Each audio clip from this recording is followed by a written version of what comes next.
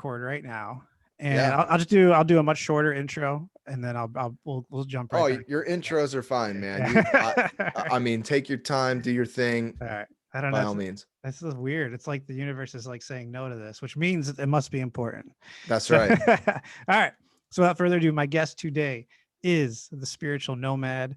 He's a pastor, and I really connected with his Instagram page. I watched some of his YouTube videos, and he had some videos on Christian mysticism that really connected with me.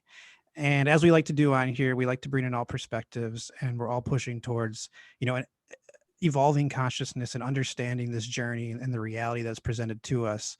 And it would be weird to not include everyone, which is why a lot of my Christian listeners give me a heck because I'm always like, they always feel like I'm going after Christianity. And I don't really think I am. And I think that you're an individual who's gone on this journey and has come through some of these transgressional words that have this built up nastiness, and I think you're finding a way to reframe them and show that that's not the original purpose. So we had an internet problem. This is my second intro. This is why it's all over the place, but long story short, Brad, the Spiritual Nomad, thank you for doing the show.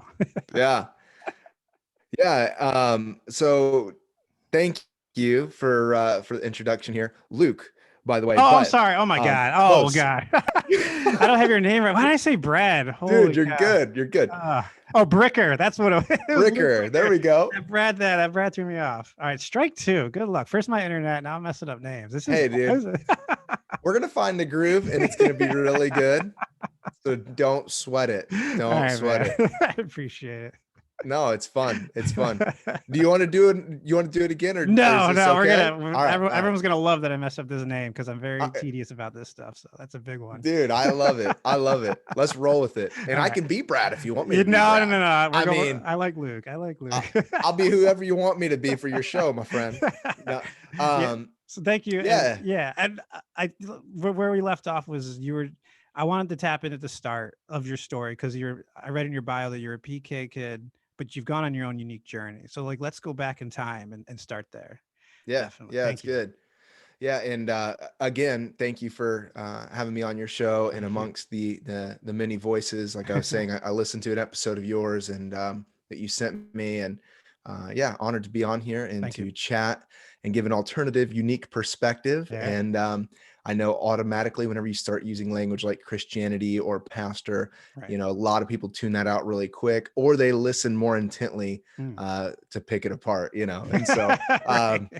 at least I do. Right. Right. I'll be straight. I mean, at least I do. So yeah, I've had a unique, far out journey that has brought me to a unique particular place now.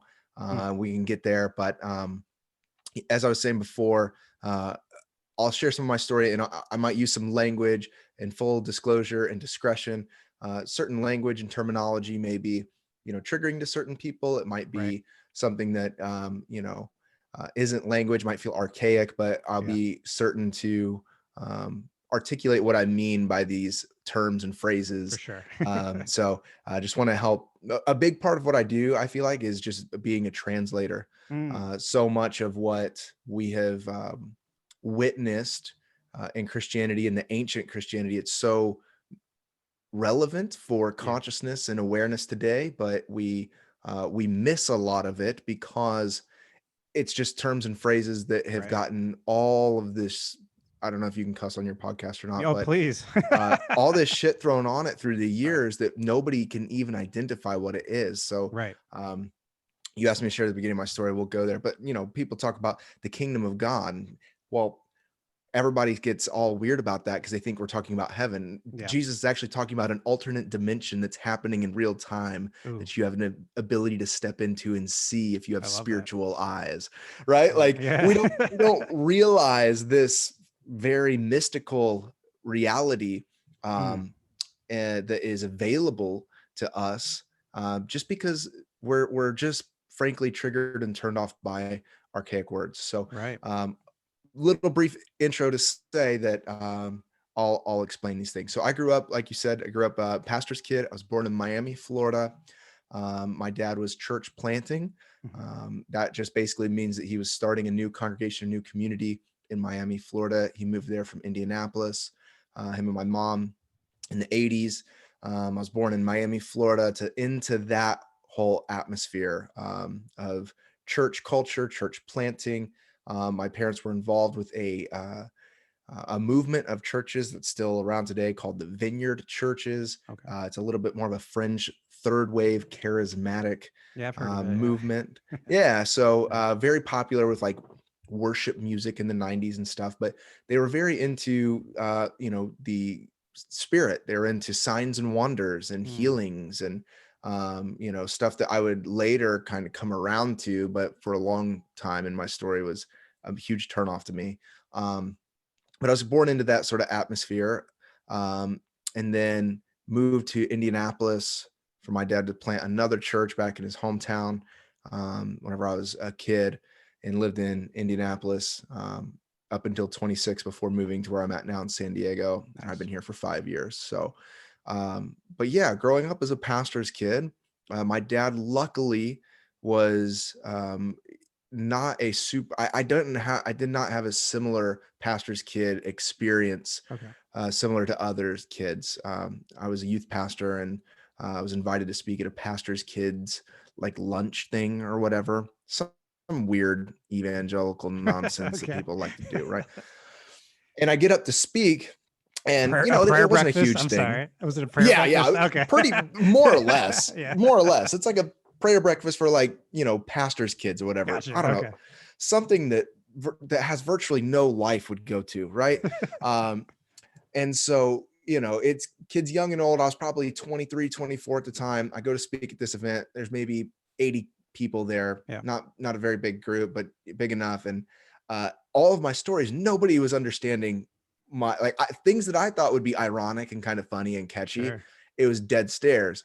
Then the next kid that comes up to do his sort of talk about being a pastor's kid is like slam dunking his talk, because he's talking about how he had to do all of his homework at the church and basically be like the church custodian and take out the trash at the church and, Right. like help his dad, like get the communion stuff together. And I didn't have any of that experience at all. Right.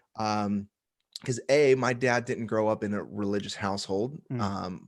And he got saved during the Jesus People movement back in the Oh. 70s. He was a Wow. trucker and visited his cousin in Hollywood, California. And there was a bunch of hippies started following Jesus. And Love it. that's how he got involved with all of this. And so he didn't really have like a religious background. And then whenever he did, he was an entrepreneur. So whenever he went into church, it was, I didn't do any of that dirty work sort of stuff. Right. We had a large staff and, thousands of people on the weekend sort of thing, mega church Right. stuff, Right. So all that to say is that I did not have a similar pastor's kid experience that like some other kids might have. Fast forward here a little bit, but basically, my experience with religion growing up was something that was um, shown to me by Mm. experience. My parents they didn't quiz me like something I heard, a lot of Christian kids grow up like learning Bible trivia and weird shit Yeah. like Bible that. quizzing, And right? Was that a thing? yeah, Yeah. I I'm wasn't, familiar but with I it. didn't do any of that. I All didn't do right. any Bible quizzing. I didn't do any, like I lived a pretty relatively normal life. Like at one point in time, we had 2 Saturday night services and 3 Sunday morning services. Yeah. And me, my sister, and my mom were only allowed to go to one service. My Mm. dad didn't want us getting burnt out on church. Ah. So it's the opposite, where pastors' kids were Right. supposed to be there all the time. Right. I wasn't allowed to be there all the time. My dad didn't want me getting burnt out on this Mm. stuff. And so I'm grateful for that. Really Yeah. grateful for that. So, but he did, and I'll digress here a little bit. He did really instill very evangelical, fundamental Right. ideas, theology, perspectives.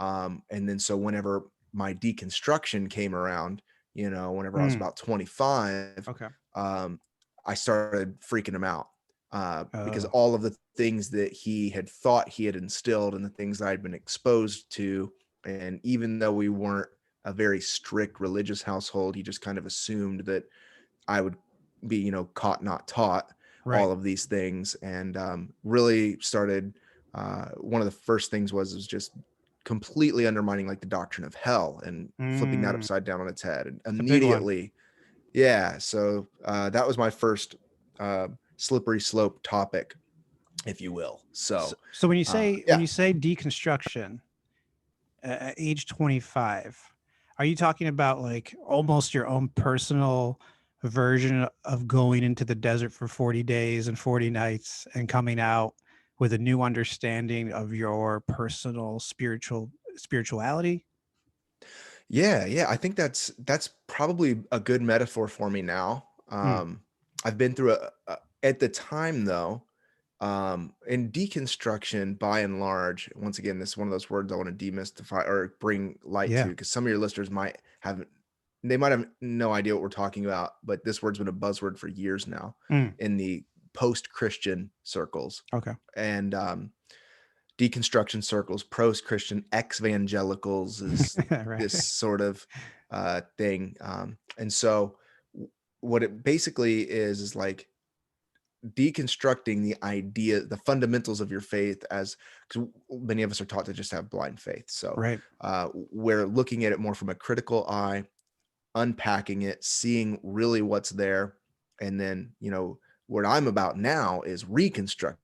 Well, where do we Mm, go from here? If I right. clean out my garage, I can pull everything out. But if I don't throw some things away and put some things back, my neighbor's going to be pissed. So Right. what do I do? How do I reorient my spirituality now with what I've Gotcha. had? So it has been deeply personal, but it started doctrinal. It started with, Mm, you know, ideas about theology. It started with pulling apart the church. And ironically, through that process, what's at the core of all of those things is who we are, our true self, and the right. projections of ourself. Mm, So, all of that, it ends up becoming an individual ego death into right. a rebirth of, Christ. Right. Um, but I didn't know that going into it. He knew, I mean, Was the it Jesus narrative, what he's were like, yeah you know, what were some of the what spurred this event on for you? Like what was the shaking that occurred that made you say, wait a second, I need to start examining some of this because it's not sitting right with me anymore? yeah, yeah. And by all means, please stop me because I can get Yeah, rolling. I think I feel that you. that goes without saying.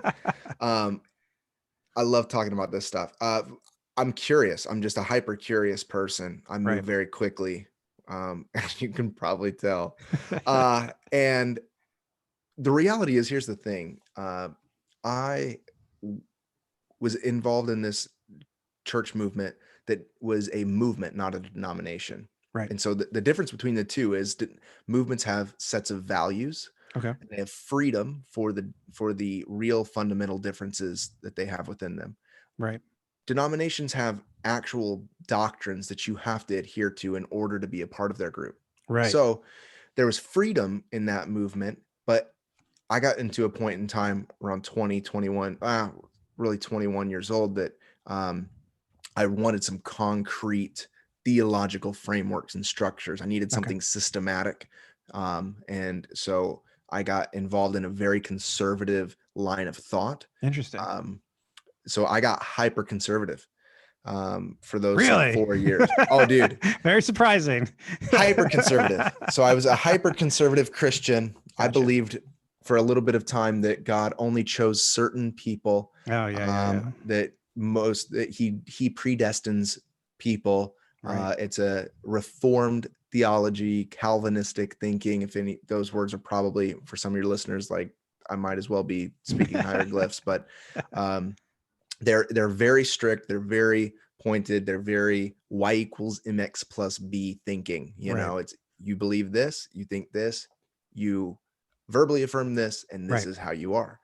Right. And so I got hyper into that because it was too loose and flowy because it was part of this like hippie Jesus movement thing. Mm. So which now I'm like, I love, but so I needed that. So I got hyper into that and I sort of cracked the code of this systematic theology, Okay. all the while knowing that the deep spirit within me was in conflict to it. My mind had figured Mm. these things out, but the soul was always in conflict to what my mind thought it had figured out about Wow. the Great Spirit.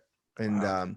so I thought I had a corner of the market on the infinite, Yeah. which is what much of religion is. Right. We think that we have some sort of hold and grasp and manipulation of Right. the infinite. And so after I sort of cracked that code, I was curious and just started opening myself up to different things. And so Mm. like there were certain speakers that I had demonized who I was like, I'm just going to see what they're saying on their podcast. So one Right. guy's name was Rob Bell. He wrote a Okay. book in 2011 called Love Wins. The whole book was just posing a question that what if all you fundamentalist crazies, what if God actually does save everyone and through a Right. series of events, everyone ends up in some sort of utopia after death? Just what Right. if? Right. Right. Right. And so the Christian community basically called this guy a heretic, threw him Yeah. out. He Yeah. left his church, this, that, and the other. Well, I started listening to him and I'm like, he's brilliant. I used to Yeah. like him years ago until my tribe told me not to. Right. So you said he's a heretic. Yeah. Right. And because the tribe said no, I never read the Right. book. I Gotcha. didn't read the book. I didn't do anything. My wife and I were in a school in Orlando at the time. And Yeah. everybody was like, Rob Bell's a heretic. He wrote this book, Love Wins, and it's leading people astray. And I just sort of mindlessly nodded. Sure. Rob Bell's a heretic. Rob His Bell's a book leads heretic. people astray. Right. And so through cracking that conservative code, I started listening to some of his stuff and that Yeah. opened me up. And that I started listening to another podcast. I was listening to a conservative podcast and they had this other guy from a more progressive podcast Yeah. called the Bad Christian Podcast on the show to kind of like, roast him in Okay. a sense. I mean, they were wanting to do it nicely, but Sure. a friend of mine was like, hey, you should listen to this podcast. And then like after the first week I listened to it, I was like, yeah, these guys are kind of dorks, but whatever. And then I listened to it the second week. They're like, we're having this Joey on from the Bad Christian Podcast. And he's going to tell us why it's okay to be a Christian and cuss. And I'm like, all right, this sounds really, yeah. I'm like, you guys are whatever. Yeah. So he came on and I'm like, wait a second, this guy sounds a lot more like my people than these nerds do. And so I started listening to their podcast. And then after a month of listening to their podcast, like, and next week, Joey's going to come on the podcast and tell us why he doesn't believe in hell anymore. And I was like, oh, okay. Let's hear how far out this guy is. And then I listened to it and I'm like, he has a point. And then he referenced another podcast. And now here I am on this quote, slippery slope, which people fail to realize. Slippery slopes are so much fun. Right. Why do people go skiing? I mean, they're fun. All right. So hell was the doctrine that did that. And what got me there to answer your initial question is curiosity, not being willing to just accept things because the tribe says, accept this, So, and the concept of hell, and then this idea that Rob Bell proposed of what if God, through the storytelling genius that God would be, finds a way for every single person to work their way back up into the heaven, nirvana, whatever you want to call it. Yeah. What like bullet points of that really resonated with you to get you fully beyond this concept that people are right now, even though they might have never heard the name of Jesus, are burning in hell? Yeah. So I think, first of all, like on that specific topic, I remember in my conservatism reading, I mean, I would read my Bible endlessly, man, especially being a youth pastor. I didn't have anything else to do during the day till students got out of school, Right. And so I would read my Bible, as lame as that sounds to probably most of your people. I don't know. And, which it's a gnarly book, man. Yeah. I mean, we've done a lot of weird shit with it, but it's very trippy. But so I remember reading, in Luke, where it was like the slam dunk verse for people to go to say like, this is the verse that proves hell, And I remember reading it and in my spirit, I felt like, yeah, I don't I don't see what these people see. And I remember making a Whoa. conscious decision Yeah. to say, well, this is what my group says that they see. So I will neglect myself and believe the group. Wow. And I think a lot of people do that, Yeah. but the key bullet points of that, I think that is that the Bible really doesn't teach that sort of hell, the eternal conscious torment. If you are going to be true to the scriptures, if you will, Yeah. most accurate that you would see looking from Hebrew scriptures all the way through Jesus and the real definition, the translation of hell is Yeah. actually Gehenna or Hades, Okay. Hades. And so uh, just looking at a simple word search of what that word actually is. If anybody has a Bible, you can look, there's a little letter next Okay. to it and there's a footnote. And anytime it says hell, it'll be like a lowercase b, or a, and you look Yeah. down at the bottom, it says Gehenna. What is Gehenna? Nobody Interesting. ever talks about what Gehenna is. Right. Nobody cares because it doesn't fit a narrative. Mm. Um, and that's all we really want is Right. that's how hell became popular in the Right. age of Dante's Inferno and the age of indulgences, where the Catholic Church needed to raise Right. money to build St. Peter's Basilica. Mm. What other way but to scare people Yeah. into giving finances for their family members and for them so that they can get shit done that they need to get done, Right. Yeah. So a more organic look at what hell would be or what the afterlife could be is a ceasing. It's a cease to Okay. exist. Jesus says, John 3:16, that God so loved the world that none would perish but have eternal life. Okay. Perish means death, cease to exist, right? So Yeah. anyways, don't know if you want to get off over in those weeds or not, but annihilation would be a more accurate understanding Okay. of it. And then I think that there are verses that would show you to be a hopeful universalist. Mm. Um, there are verses, even Paul, one of the most strictest, uh, annoying ones of them all in the Bible. Yeah. He says that God would wish that all would be saved. All, and that word saved just means healing or made whole. He wishes that Gotcha. all would be made whole. Right. Which we all would love to be made whole in our soul. Like there is a union that desires to be manifested that we don't witness a lot of the time. There's fragmentation within us. Mm. He desires that all of us would be made whole and on a spiritual level be connected back to the all or the Father, if you will, Right. whatever. When Yeah. So when you say salvation, being made whole, yeah. what is that? What does that look like for an individual that currently isn't whole? And what is the process, from your understanding, of which they would, take the journey to becoming whole? Yeah. Yeah. I think that is the spiritual path, Mm. period. Okay. As seen in the life of Jesus, as seen, uh, in the life of the Buddha, Yeah. as seen, this is to be made whole is to see through the illusions of false self. Mm. Um, to be made whole or to be healed is to connect.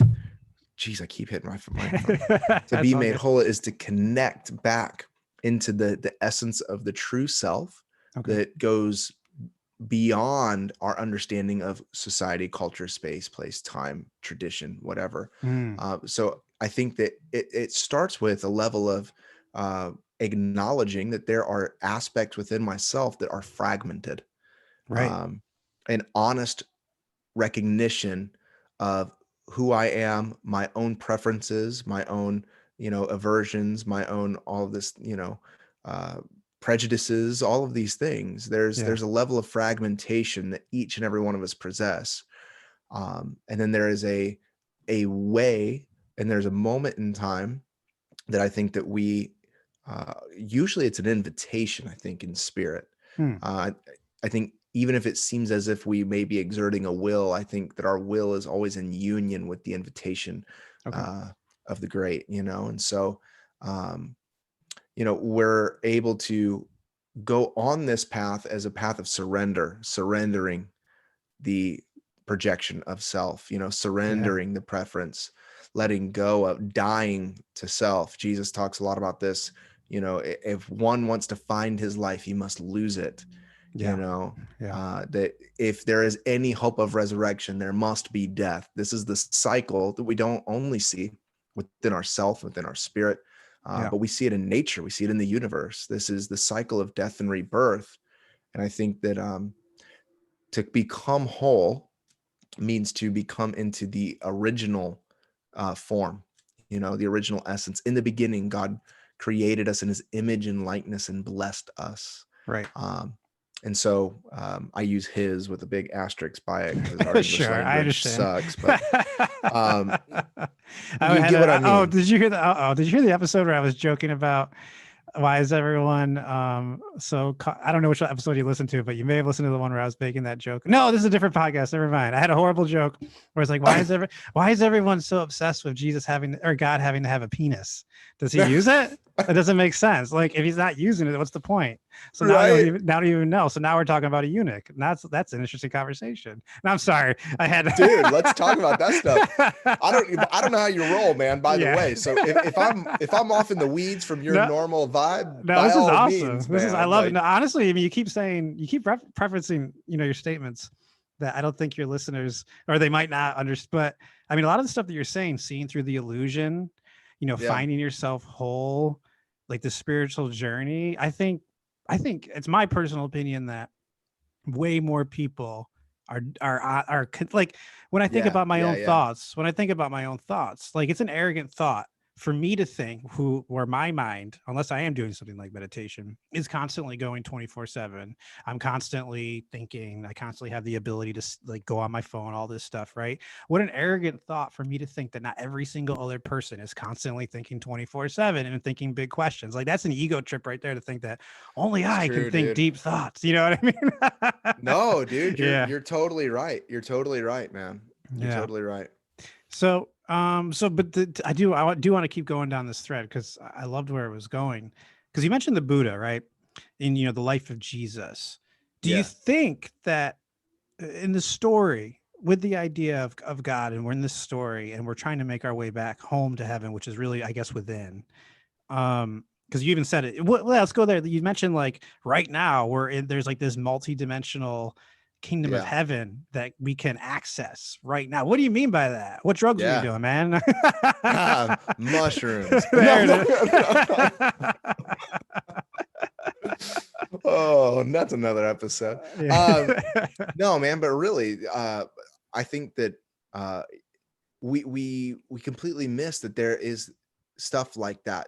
And my whole thing with the church that we started as well is like, without sounding too political or whatever, but it's like make church spiritual again. Like, why have we made it so weird and moralistic? Like, this is a hyper spiritual thing. This is like a metaphysical, like we worship and orient ourselves around a seer and a healer.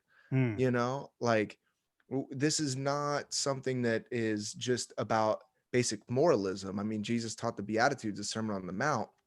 That flipped upside down who actually gets it and who doesn't from a social standpoint. But what did he actually go around and do? I mean, he was healing on the wrong days, like this is a far out guy that was an alchemist that can manipulate water to wine. I mean, this is a really strange individual that has a deep knowing of who he is, so much so that he says, me and the all are one. I and the Father are one. If you've seen me, you've seen the Father. But yet we're separate, but yet we're the same. This paradox. And so he talks a lot about, to get back to the initial idea for this portion, is that the kingdom of heaven is within you. The kingdom of God is within you. Side note on that, Matthew uses kingdom of heaven because he's a Jewish person writing to Jewish people. To use the word God would be more offensive. It wouldn't be as palatable. So he uses the kingdom of heaven. You have Luke, more of a Greek guy from, Greco-Roman. He uses kingdom of God. It's the same thing. Kingdom, the word translated is rule or reign. So this is, not as much a kingdom like Game of Thrones sort of kingdom. This is a ruling or a reigning, and each and every one of us are being ruled and reigned by something, some presence, some aura or atmosphere at any given point of any given time of the day. We feel vibes. There are at the whole universe's vibration. We align ourselves to the patterns or not. Yeah. Yeah. We can sense that, we can pick up on all those things. Jesus saying that the reign of God is a system of vibration in our midst that we have the ability to step into. And in this place, Wow. it's perfection, it's wholeness, it's all these things, which is why he was able to heal and make all things right and new. Yeah. Make the blind see, spit in dirt and rub it on people's eyes, and they see, because in that vibrational realm of consciousness, Yeah. there is no sickness or death or destruction or decay. Right. So yeah, so it's something that's happening in real time, invisible, Right. that we have the ability to step into and potentially step out of. Yeah. Yeah. So then if it's within, then how do we, where does this lead to in reference to the concept of eternity? Because Christian heaven, the traditional, or at least like the evangelical version of Christian heaven that Yeah. was taught to me, sounds like hell for me personally. It's like, okay, so I go to heaven and now I'm just going to worship. I'm going to be in a mansion. I don't even want to, I'm a minimalist. I don't even want to be in a house, but okay, cool. I got a mansion up there and I'm just going to worship this dude forever. And then that's it. Come on. That's like 10 minutes, maybe. Come on. We're talking about eternity though. So what do you think's actually going on here? Cause me personally, like that's led me down the concept of reincarnation, the idea of being an eternal sovereign being, Yeah. experiencing itself and stuff like that. So I'm just curious. I mean, you've kind of already touched on how you sort of moved away from hell. So how have you Mhm. re-understood like the idea of when you die and then there's this theoretical heaven that has been presented through the evangelical spectrum? What's happened there with you? Yeah. Yeah. I think I'm still understanding. Here's the thing about the afterlife. No one knows. Right. And that's the thing about the whole. I could be completely wrong, and even people that have had near-death experiences. Sure. There's a guy in our community that is obsessed with near-death experiences, and so Mm, I think there is some truth that can be gleaned from those experiences. But at the end of the day, they are near death, even if right. they've died and they've been resuscitated. Like we don't know. It's an absolute mystery. Mm. And any Christian that fails to uh, be honest and humble about that Mm. has an agenda. Fair Straight up. enough. I know because I Right. did. I Fair enough. I Yeah. Yeah. Because it and pulls into so that, it's that fear paradigm that you were referencing yes, earlier. It's like, well, do you want to go to hell? Because we got heaven over here. It's going to be great. right. Meanwhile, I need, just throw me a little bit of money and we'll call it good. Yeah.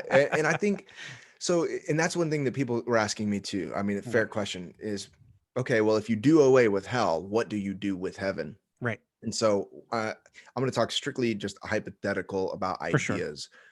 Just full disclosure, right as of right now, I don't have a stake in the ground about what I have a strong sense about that. I'm Right. still in process. Mm.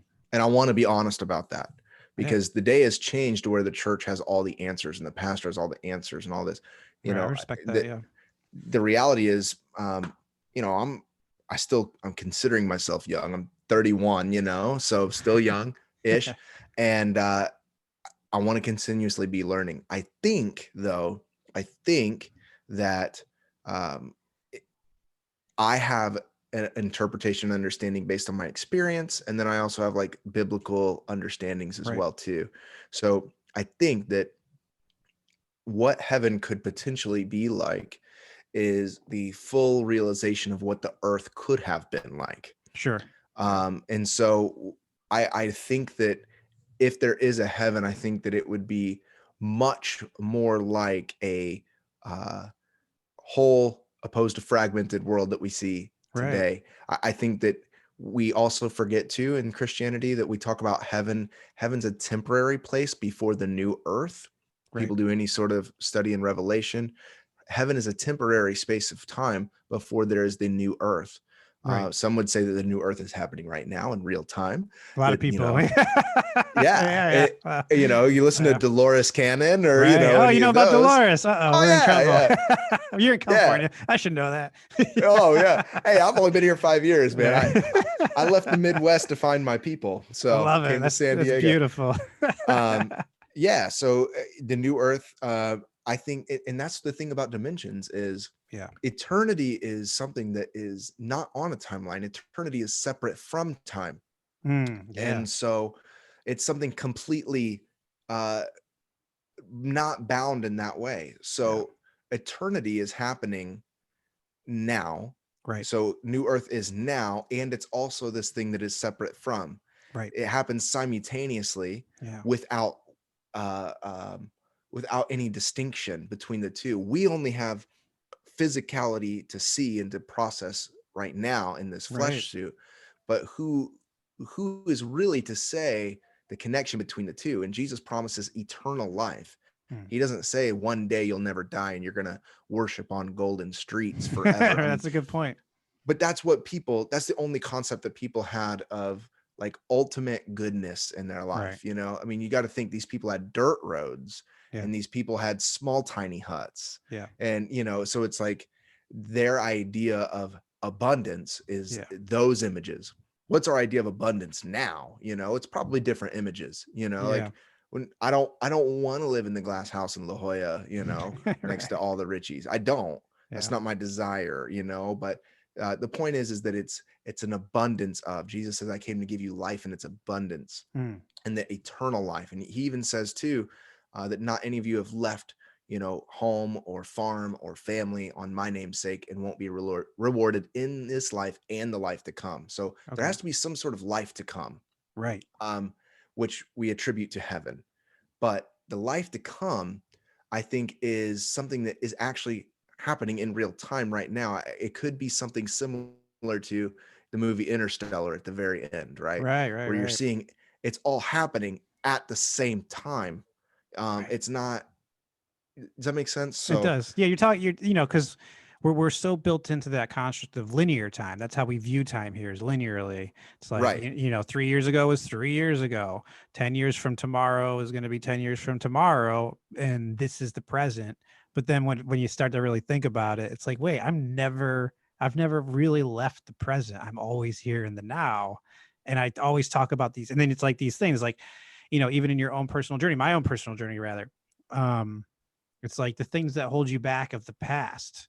It's long gone, but I still make the choice to feel it now and hold me back in the present, even though those events have already occurred. Likewise, if I have these things that I daydream about that I want to achieve, but I never take the steps in the now to actually accomplish them, they just remain this theoretical right. future thing. So it's like a micro of the macro of what's been offered up to us, and the concept of hell past almost and heaven future. So that makes sense to me. Trust me. Yeah. And both of those are happening in real time. Right. We're all experiencing a level of hell and a level of heaven in Right. this moment. Right. Like there is a level of both of those that are happening right now as metaphors. Right. As far as like an eternal conscious torment with like a red devil and like burning you, but yet there's also metaphors of cold and darkness. What, I don't know Right. how you reconcile that, but like, totally. I think you're exactly right. In this moment is the eternal now.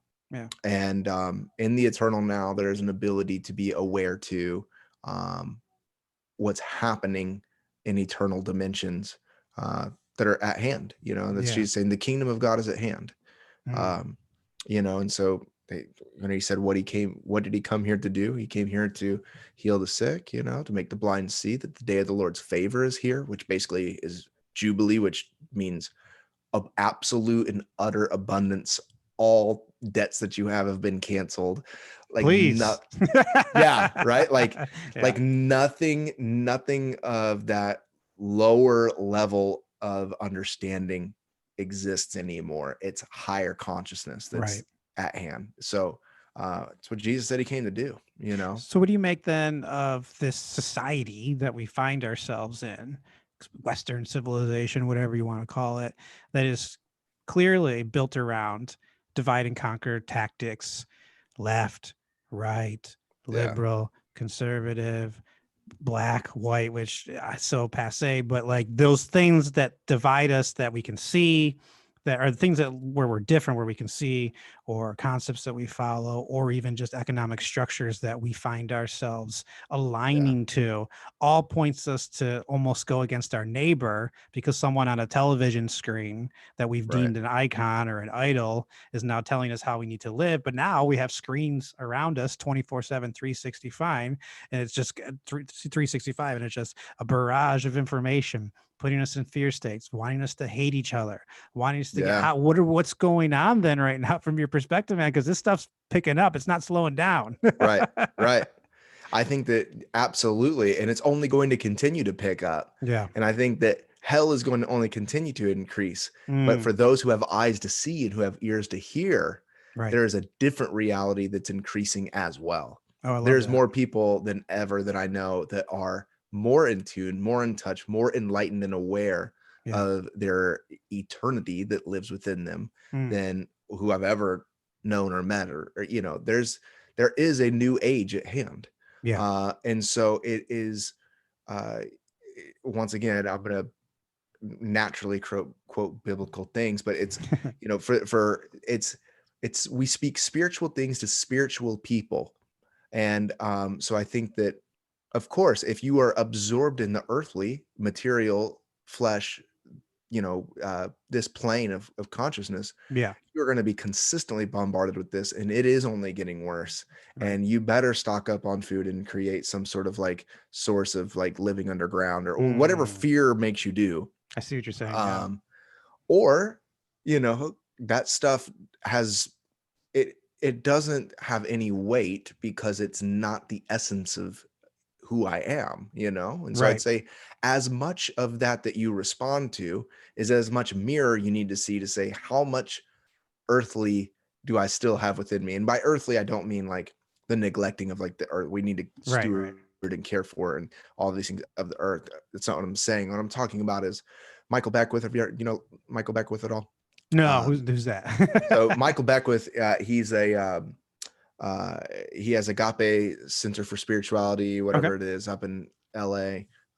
You'd probably love Michael Beckwith, but he talks about this idea that we all live on the earth, but every single person lives in different worlds.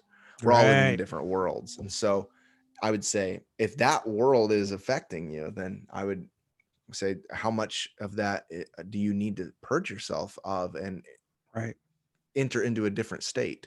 Um, I don't know. I don't, people ask me about, all the current circumstances and situations, and I just I don't know, but it is hard because with the socioeconomic thing, I went, my natural reaction to conservatism was to go hyper liberal. Sure. It's And natural. so, yeah, it's natural. It's right there. It's like, that's not it. That's very similar to my own story. I mean, Oh I yeah, was yeah. raised evangelical, Okay. and then in '08, I was like, hope and change. so, Yes. so I'm right there with you, Yes. brother. And so I went on staff at a progressive Christian church Yeah. here in town. And then I realized, like, at first I was like, yeah, this is great. Right. We're like doing all the opposite of the shit that I came from, Right. until I realized, and what happens is whenever you continue on the path of awakening is it's both illusions, like both Mm, sides is deeply, deeply an illusion. yeah. I did a podcast with my friend Danny Prada, and made a clip of this one. It's on my YouTube channel, but about seeing through the illusion of the quote Christian right and Christian left, because Right. the Christian left is gaining a lot of momentum right now. And I've Right. been in that camp. And I think what the whole point of this whole enlightenment is seeing through both of them, that there is a different reality, that Jesus says Mm, that I am not of this world. yeah. There's a different playing ground and playing field that the rule and reign of divinity is on, I love that. um, It did yeah, now. It's almost like referencing the middle way, like Buddha. yeah, yeah, And then that, like, even, I don't know, clearly you're very well versed in your Bible, in terms of like the origin of the language. But I've always been fascinated in the Gospels where Jesus specifically could have used the plural for mm, I. He could have said eyes, but right, he referenced the eye. And then Yes. and that's in terms of not just the Bible, but in a lot of ancient manuscripts, when we're talking about the eye, it's a direct reference to the third eye. And then that's Yeah. even symbolic of the middle way. Do you have, I mean, you're in California, man. It's okay. It's all good. You can be honest here. Like, do you have any thoughts on this? Because a lot of people come to me because I love talking about the third eye experiences. Like, I meditate, I put crystals on, I can feel pulsations, I can see things, feel things. I Yeah. feel like I'm connecting. Um, but then I'll talk about it and I'll get people to DM me and they're like, they'll show me the 3 or 4 verses in Genesis. They're like, the new age is the same old sin as the original lie of the devil. It's like, it's just all a bastardization of the language, right? So I Right. recognize that. And I recognize that's their journey. It's not actually what the Bible is necessarily saying. But have you had any sort of experiences with the concept of the third eye, even physically felt? Oh, absolutely. Okay. Absolutely. Um, I totally, and that's part of the whole thing too, is entering into definitely a spiritualist path, um, through all of this. And then now reorienting back to my Christianity in unique ways.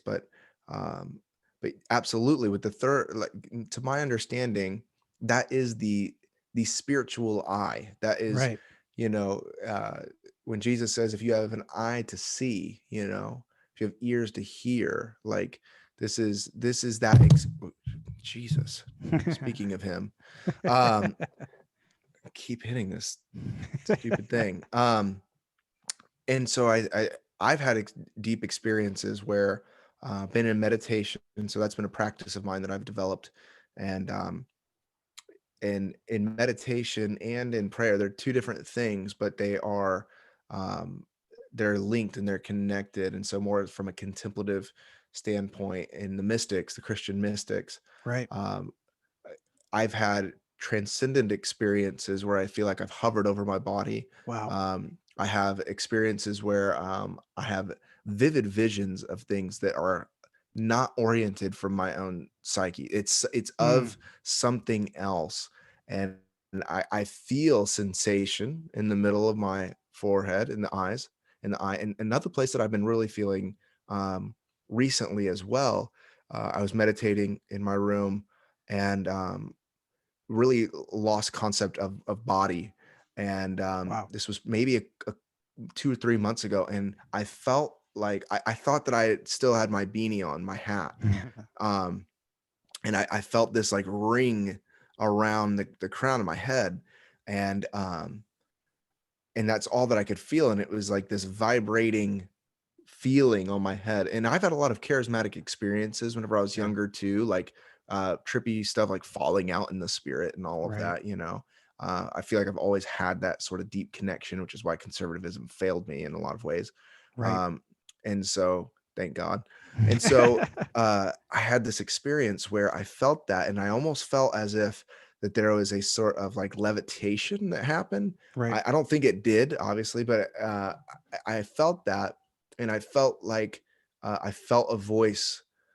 I picked up on the tone of voice that is conjured, and the tone of voice that I believe is spirit. Well. Um, and so I felt like the tone of voice said, the sensation of a saint.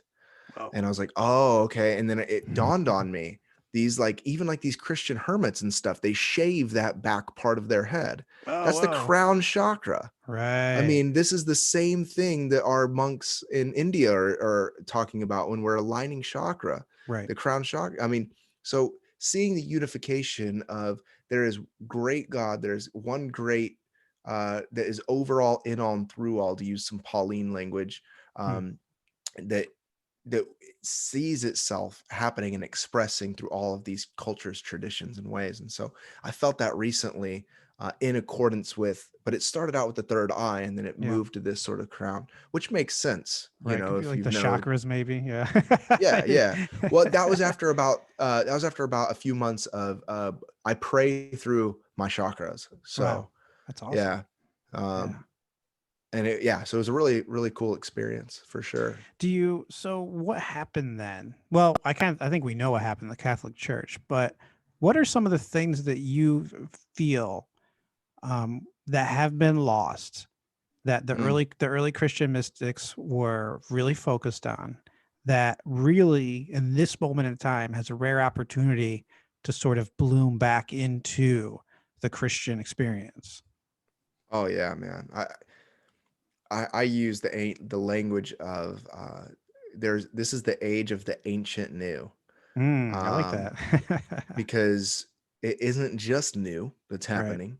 These are things that have happened ages ago, Right. that have largely been lying dormant or or very small sects of, for good reasons. People are burned at the stake for this stuff. Okay, Right. so Yeah. but it's been preserved.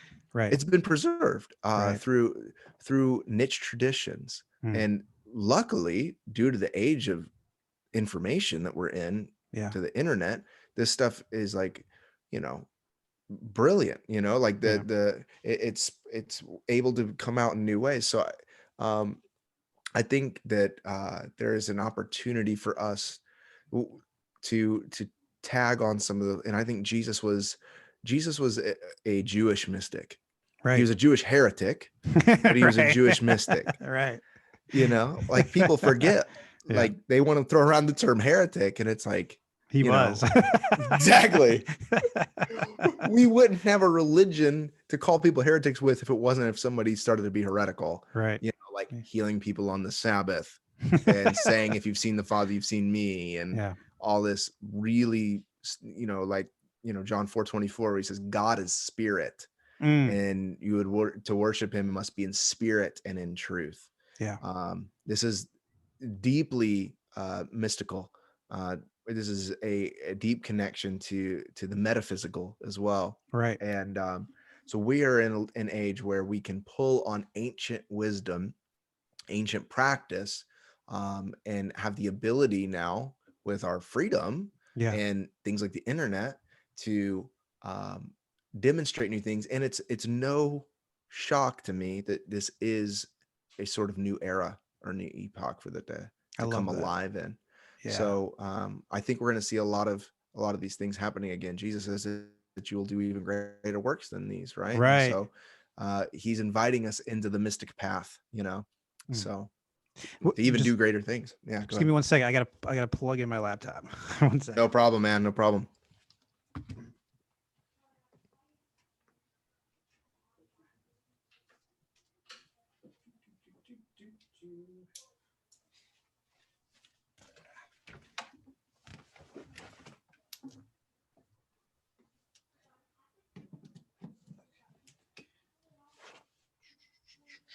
I'm a mess today. There we go. I feel you.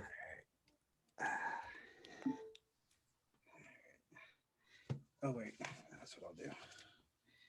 And I'll do that. And my okay. All right, sorry about that.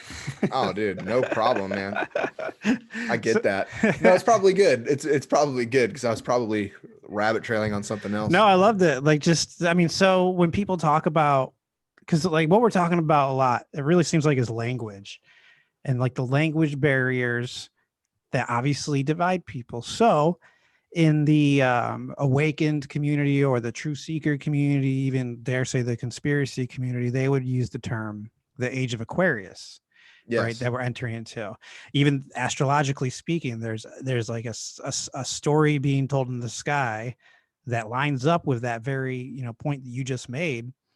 And it's like, but everyone, all these people were seeking the same thing, but then there's that desire to control the language that comes with it from our perspective. Mm-hmm. So with that in mind, like everything you're saying, I can't say that I disagree with it. It sounds amazing. It sounds beautiful. It sounds right. Mm-hmm. But then I think about like the history that comes with Christianity, the colonialism. Yeah. Right. Yeah.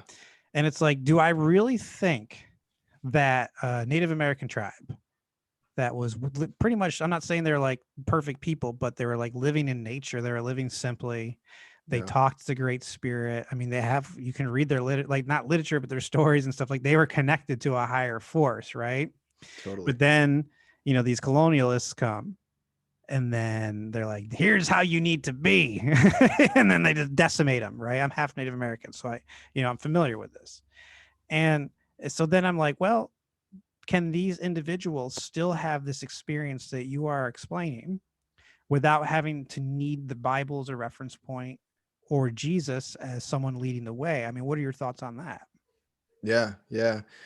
Where I'm at right now, so I would have said, I'll say this to deal with the history. Christianity has um, a really bloody history, a really bad history. The colonialism's, and it's not even like it's that far removed from us. Like, Right. this is fairly recent stuff, and things are still happening. And I have friends that do work in Africa, and Mm. it's incredible how Western we've made the churches in Africa. Wow. Like, it's sad. We have Right. we have neutered their culture, and taken away. We could have easily given them the narrative of Jesus without making them wear suits and ties, and Right. and do all this weird Southern Baptist-y sort of stuff. You know what I Right. mean? Um, so it's still happening. Mm. Like, it's still happening. We're robbing people. It's in no way what the founder of this faith, which by the way, Jesus would be mortified if he knew that there was a religion made after him. Right. He came to purify the Jewish religion, not start a new one. Paul found it fit to take his message and create a new sect of Right. Judaism with it. It couldn't coexist. And so, you have it come into its own thing. Yeah. And ever since then, it has been constantly trying to manipulate, coerce, and convert, Mm. uh, and destroy everything in its path, essentially.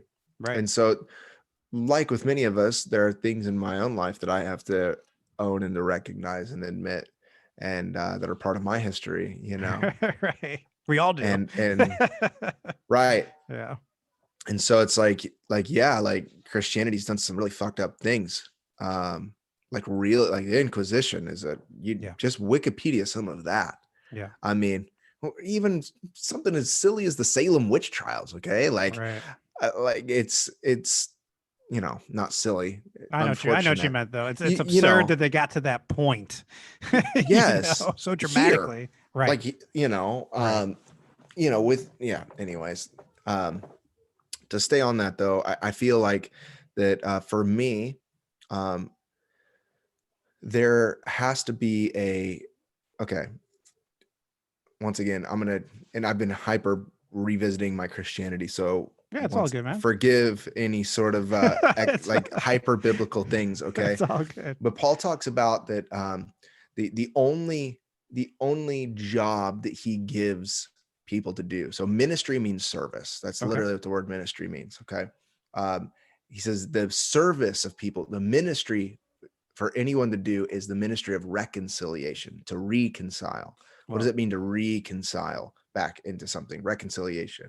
I think that reconciliation means to come back into a Genesis 1 reality of union, hmm, and without separation, right? Non-duality.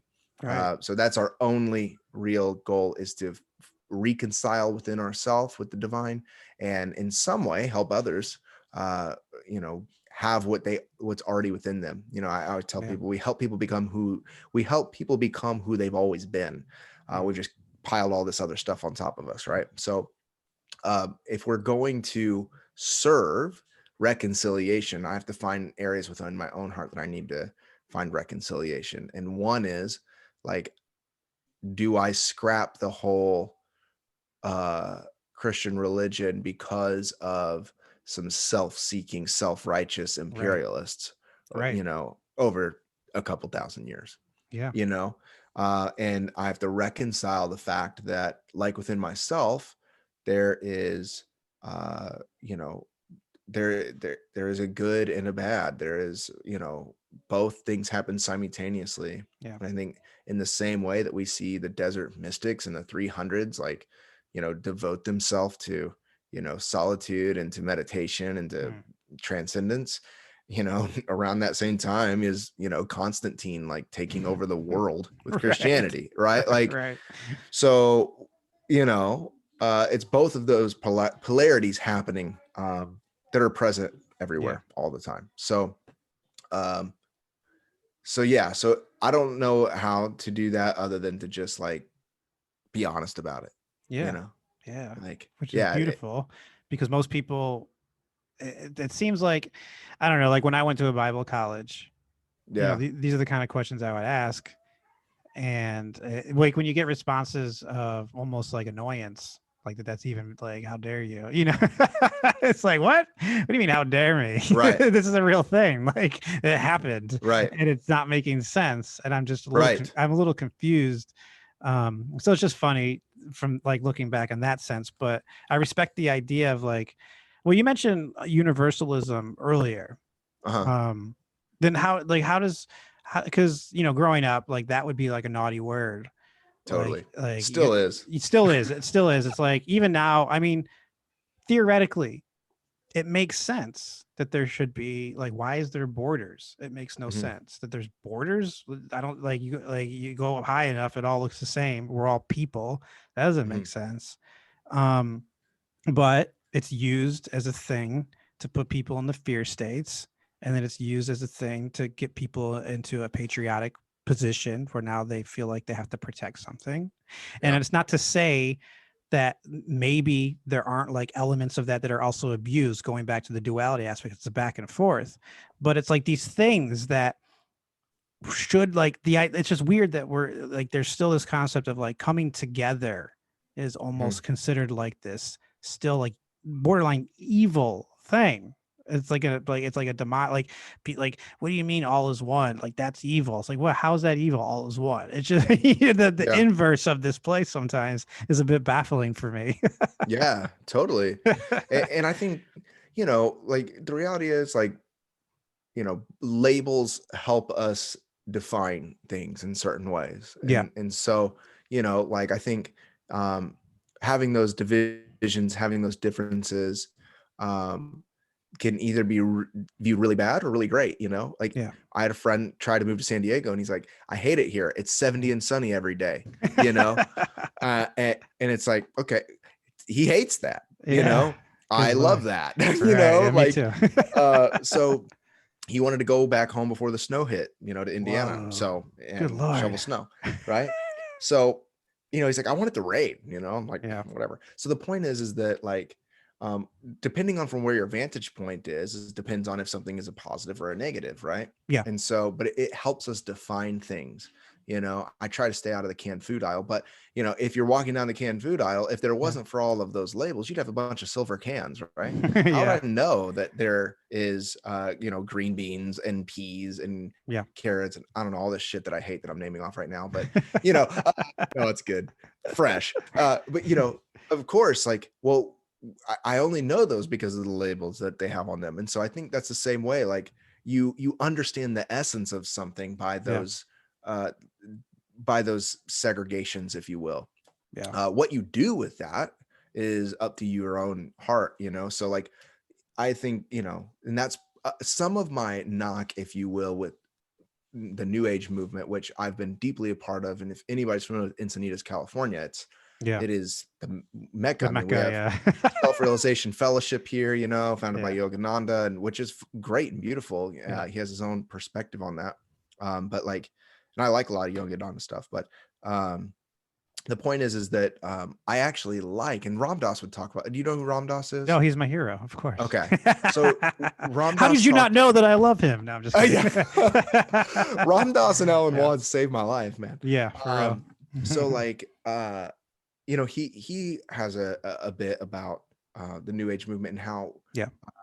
And once again, I'm not trying to dump on. I think there's beauty in so many different places, but the point is that seeking the tradition of specific lines of understanding can be Yeah. really beautiful for what they are. Mm. And so, like, I want to know, like, if I go into Buddhism, I need to know, like, okay, Mahayana or Theravada Buddhism. Okay. Right, Like, right. there's so much within that, right? Like, Yeah.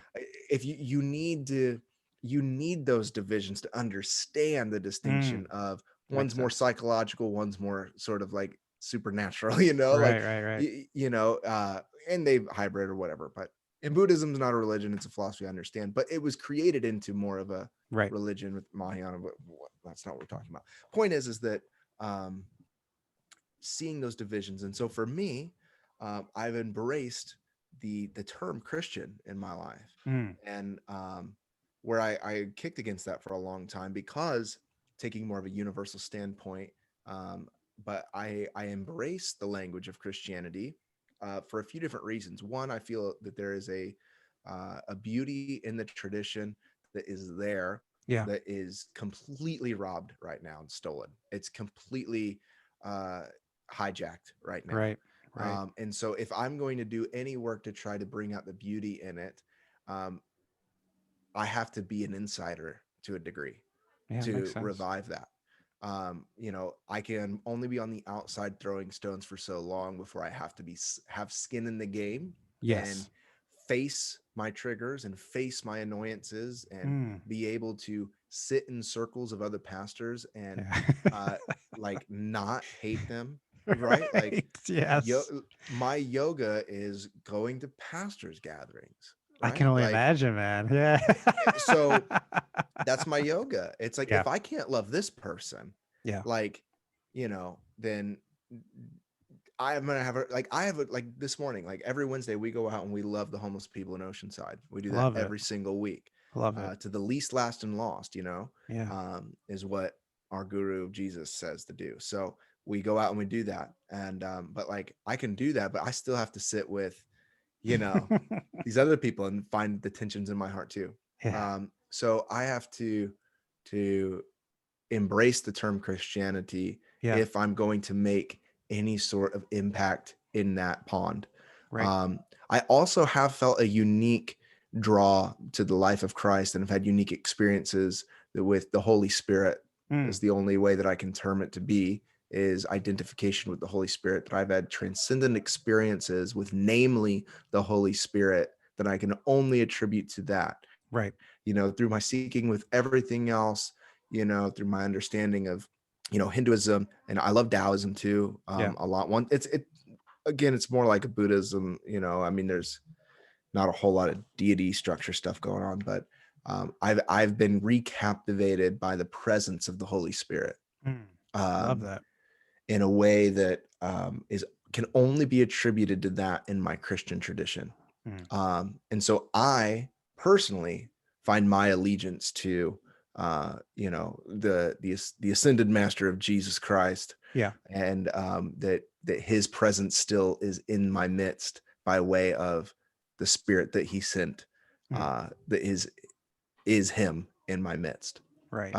which is a weird dimensional thing that we could talk about too. But so I find my home in my Christian faith in following Jesus.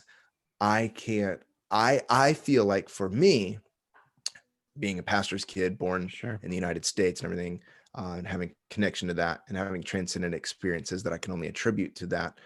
For me, I can only speak from my own experience and say that Christianity is my faith for that reason. Right. Um, and it isn't my job to demonize, ridicule, or criticize any other faith. Mm. I can learn the wisdom. I can see the areas that I don't want to orient my life around Hanuman, you know, like, you know, or Right. like, I think the story and all this, like, absolutely, like Arjuna has a lot to teach me, right? But like, Right. I don't want to be a Hindu. I feel Um, you. and so it's not a Christian's job to discount, discredit, demonize any other faith tradition. It's Yeah. only its job to fully embody the fullness nature of what it means to be a Christian. Mm. So that's what I'm doing. Now to go over to the last part, like this Yeah. last little section, because I think this is a good place to take it and then to finish with this idea of Okay. action. Because you Yes. you talked about, feeding the homeless, the poor, up in Oceanside, California. So, and to go back even a little bit to Ram Dass, because Ram Dass is one of my faves, and one of the things that I love, one of his things that he loves to say on is all his YouTube stuff, is this thing where it's like you have the like these individuals, and by the individuals can be any of us at any moment, that get so caught up in like the spiritual in terms of like heaven, the next, the dimensions, the powerful, the almighty, but that they forget about earth. And then likewise, people are just like, oh my God, this is the end of the world. And and they were living out revelations right now, and it's like, well, Yeah. but they forget about that there's this beautiful story being told. They forget about the supernatural, they forget about the beautiful journey. And he's like, it's that middle way, it's that merging of the two. And I think a big part of that merging of the two is then it pushes you into action. It's what I like to Hmm. call, whenever I go on other podcasts, like I'm not the Bigfoot expert. I'm not the alien specialist. So if I go on a podcast, I don't know what else to talk about, right? I don't have my niche, my Yeah. usual people. So I talk about people's creative truths. What is your creative truth? When you talked about yoga, in a lot of ways, I think that's a similar statement. So Yeah. when a person reaches that middle way, and they go into action and their creative truth, what is your creative truth, and how do you, and what is it, how do you encourage others really Hmm. truly to find theirs and then put it into action? Yeah, man, that's a great question. You know, my creative truth, I think, is all the stuff that we've been talking about. Yeah. Fair Honestly, enough. Yeah. like this is which is why an hour or so goes Yeah. by, All right. and I just sort of get so wrapped up into it that I don't know time anymore. Right. Um, and so I have not a bad habit. I guess it's a good habit, a relational habit that, when people hang out with me, it's Yeah. normally like 3, 4, 5 hour hangouts, because Love we it. just riff and talk. Right. And so my creative truth, how that fleshes out is by specifically creating intentional communities. Mm. So like that's what I do now is, we started and once again, I'm I am re uh, reorienting myself, everything towards a lot of these words that I've ran so hard from. So Yeah. we have a church. I don't call it a spiritual. It is a spiritual community, Yeah. but I'm fully embracing the language of church Mm. because I want to reframe what it means. Right.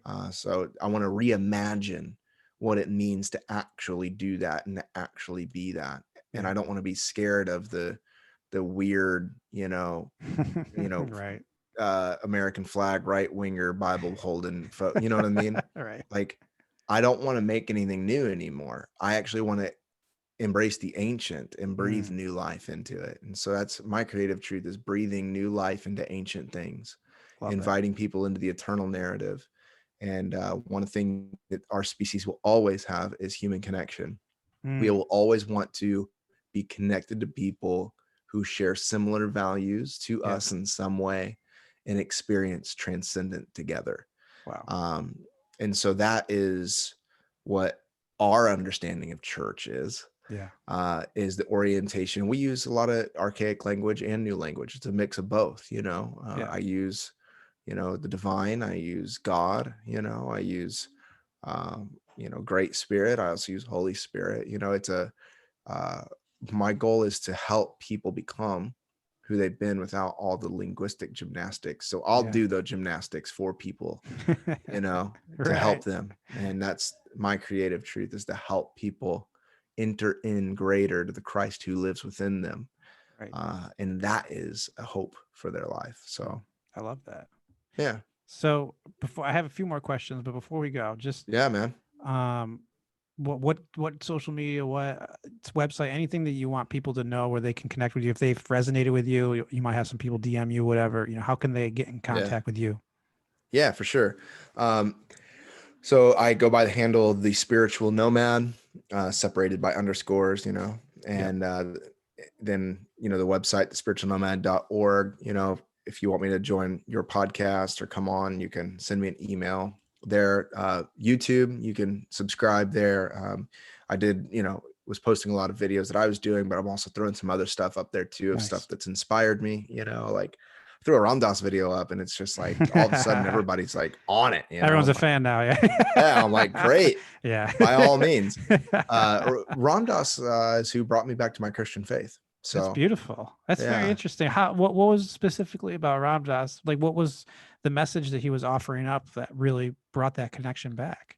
Ram Dass was talking about a time that him and the Krishna Das, if you're familiar with him, he's the musician. He's a musician. Yeah. He was with Ram Dass in India, and they were with Maharaji, Niyam Karoli Baba. Yep. And he would always talk about Christ, and but then they would ask him about it, why he would talk about Christ. There's all these Westerners here from New York, and Right. California. That's they came interesting. all the way across to India and traveled in the Yeah. Himalayas to find this, fat guru who tells them, hey, be like Christ. They're like, dude, we don't want to be like Christ. Yes. Like we're here to learn about, we want to know Krishna, be like Christ. He kept telling him, be like Christ. Wow. And he'd be moved to tears every time. And then finally, one time, Maharaji finally said, be like Christ. And they said, why do you want us to be like Christ? And he said, Christ lost himself in love.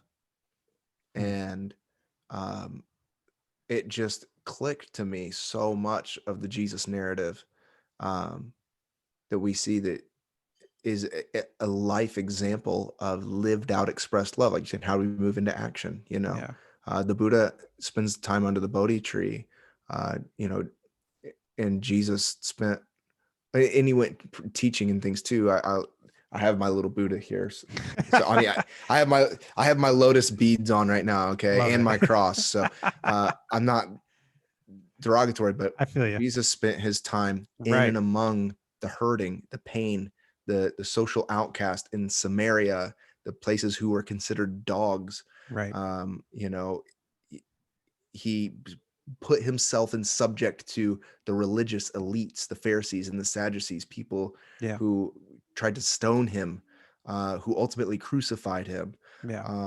And that's how you lose yourself in love. You give of yourself for the life of the world, in the same way that the sun right now is giving of itself for the life of earth. Like, that's the order. It's the order of being. So that's how I started taking my Christian faith seriously again, was through Niyam Karoli Baba. So wow. I love telling Christians that too. They're like, wait a second, the dude that was doing LSD, I'm confused, but they don't like it. We can talk about psychedelics on our next episode, man. For sure. You want to see the kingdom of heaven. Yeah. The Spiritual Nomad. You can go on YouTube, Spiritual Nomad. I'm currently taking a break from a lot of my content for myself. I have a major emphasis on our local community here right now that needs a lot of my energy and effort. Starting like a sort of home base. We have a few people in the works that so the church that we have is called Current. Current, legally it's Current Collective Church is the name of the church. And so current meaning right now, this present moment, current. There's nothing else but now. So current. And we experience that eternal now together, collective. So, we're hoping. My big vision is to create alternative communities of faith. Historically, we've called those churches that are alternatives to different ways of expressing that in the Western world, and hope to have those in many cities. So that's what we're doing right now. Is creating a headquarters here, essentially in Southern California, and love it. Conversation with people in Australia and Austin, Texas, and Boise, Idaho, and a few different places around to start these communities. So beautiful. All right, man. Yeah, last question. We'll go home with this one. I appreciate this so much. To anyone, for anyone out there who's made it this far, and I honestly, I have a lot of listeners who they DM me and they have they are a Christian, but this journey that we've talked about during this conversation, has really, that's what they're going through in a lot of ways, a lot of questions. So Yeah. specifically to those people, I mean, we've really talked about it thoroughly, but one more time, just what would you, anyone that is, they feel in their heart, the intuition, spirit, whatever you want to call it, that they don't want to throw the baby out with the bathwater in regards to Christianity, but they're done with what's been presented as the way it has to be. What would you say to those people to encourage them? Mm. We'll end there. Yeah, I would say a